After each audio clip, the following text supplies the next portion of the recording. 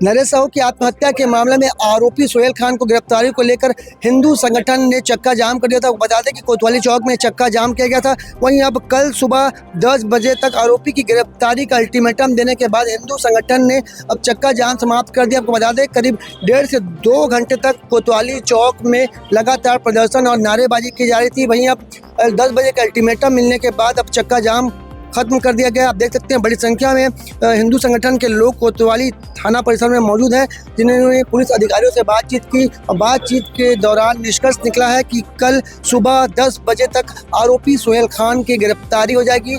हिंदू संगठन ने चेतावनी दी है कि अगर 10 बजे तक सोहेल खान की गिरफ्तारी नहीं होती तो फिर एक बार बड़ा आंदोलन किया जाएगा। आपको बता दें कि सोहेल खान के ऊपर एक व्यक्ति की आत्महत्या का प्रेरित करने का आरोप लगा था, जिसके बाद से यहाँ पे लगातार प्रदर्शन किया जा रहा है। 3 दिनों बाद यहाँ पे एक बड़ा प्रदर्शन किया गया है, जिसमें अब सीधी बात कही जा रही है कि अगर आरोपी की गिरफ्तारी नहीं होगी तो एक बड़ा आंदोलन की चेतावनी हिंदू संगठन के लोग दे रहे हैं। पर फिलहाल अब चक्का जाम समाप्त कर दिया गया है।